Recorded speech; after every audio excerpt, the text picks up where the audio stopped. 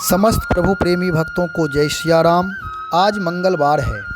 हनुमान जी की उपासना पर आज चर्चा करेंगे। कहा भी जाता है आज मंगलवार है, बजरंगी का दरबार है, प्रेम से उनको पुकारो उसका बेड़ा पार है। तो हम आप भी प्रेम से श्री हनुमान जी महाराज का स्मरण करेंगे। हनुमत उपासना पर चर्चा होगी। गोस्वामी तुलसीदास जी महाराज हनुमान चालीसा में कहते हैं, और देवता चित्त ना धरई, हनुमत सेई सर्व सुख करई। श्री हनुमान जी महाराज की इस महिमा को जानकर, उनके पराक्रम को जानकर, उनके भक्ति को जानकर, उनके बारे में जान करके जो भक्त जान लेते हैं वह और देवी देवताओं की आशा नहीं करते हैं, उनको हृदय में धारण नहीं करते हैं। केवल हनुमान जी के स्मरण से ही सारे काम, सारे सुख की प्राप्ति हो जाती है। हनुमत सेई सर्व सुख करई। हनुमान जी की सेवा पूजा उपासना करने से सारे सुख की प्राप्ति हो जाती है। तो हम आप भी श्री हनुमान जी महाराज की ही उपासना करें। गोस्वामी तुलसीदास जी महाराज और देवताओं का सम्मान करते हुए लेकिन हनुमान जी के प्रति बहुत ही दृढ़ संकल्पित हो करके उनकी उपासना करते हैं। और आपसे मैं बताऊं कि हनुमान जी की पूजा उपासना बहुत ही सरल है। जो भक्त श्रद्धा विश्वास से युक्त होकर समर्पण भाव से हनुमान जी की सेवा पूजा करता है उसकी सारी कामनाएं पूर्ण हो जाते हैं। उसके जीवन में मंगल ही मंगल होता है, अमंगल का हरण हो जाता है। इसलिए हनुमान जी का एक नाम मंगल मूर्ति भी है। लोग कहते हैं मंगल मूर्ति मारुत नंदन। गोस्वामी तुलसीदास जी महाराज विनय पत्रिका में कहे मंगल मूर्ति मारुत नंदन, सकल अमंगल मूल निकंदन। अच्छा, विशेष बात यह है कि हनुमान जी की सेवा में किसी प्रकार कोई कर्मकांड की जरूरत नहीं है। और देवताओं की पूजा में कर्मकांड प्रधान होता है। यदि कर्मकांड में कोई त्रुटि हो गई तो उसका अनिष्ट हो जाता है।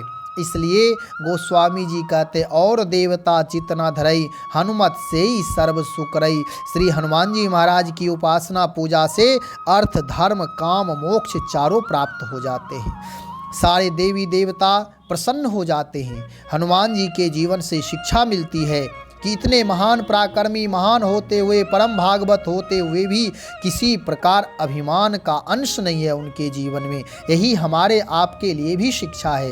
इसलिए तो कहते हैं सारे कार्य करने के बाद जब वानरी सेना के साथ हनुमान जी सीता जी का पता लगाने के लिए जाते हैं तो सारी सेवा करते हैं। श्री हनुमान जी महाराज आते हैं तो उनकी प्रशंसा होने लगती है। सब लोग प्रशंसा करते हैं। सारी वानरी सेना, जामवंत जी, कपिपति सुग्रीव जी सब प्रशंसा कर रहे हैं। राम जी ने पूछा, हनुमान आप तो दिल जीत लिया, आज आपकी सब प्रशंसा कर रहे हैं। श्री हनुमान जी महाराज ने कहा, सरकार मैं तो शाखा मृग हूँ, मुझ में कोई शक्ति समर्थ नहीं है। मेरा काम इतना ही है एक डाल से दूसरे डाल पर छलांग लगाना। लेकिन जो इतना बड़ा राम काज हुआ है ये आपकी कृपा है। सो सब तव प्रताप रघुराई, नाथ न कछु मोरी प्रभुताई। इसमें मेरी कोई प्रभुता नहीं है, मेरा कोई अपना पराक्रम नहीं है। ये हनुमान जी की अति विनम्रता है, अति दैन्यता है। भगवान को दैन्य विनम्र भक्त बहुत ही प्रिय है। इसलिए गोस्वामी जी कहते हैं, जिन्हीं परम प्रिय खिन्न दैन्य समर्पित भक्त, अभिमान रहित भक्त भगवान को परम प्रिय है। जो हनुमान जी की उपासना करते हैं, पूजा करते हैं, उनका जीवन बल बुद्धि विद्या से युक्त संपन्न हो जाता है और विनम्रता आ जाती है, यानी झुकने के लिए आ जाता है, झुकने की कला आ जाती है। जैसे बड़े बड़े वृक्ष आंधी में टूट जाते हैं, तूफान में टूट जाते हैं, लेकिन जिसे झुकने आता है वह बच जाता है। जैसे तृण का छोटे छोटे घास को आप देखें, आंधी तूफान कुछ नहीं कर पाते, कुछ नहीं बिगाड़ पाते। ऐसे ही उत्कृष्ट कार्य, प्रशंसनीय कार्य अहरनिशि करना चाहिए। राम काज राष्ट्र सेवा समझकर करें, परंतु श्रेय परमात्मा को दें कि प्रभु की कृपा भयो सब काजू, जन्म हमार सुफल भा आजू। इस भावना से युक्त होकर कि प्रभु की कृपा है, ऐसी भावना रख करके राम काज करते रहें।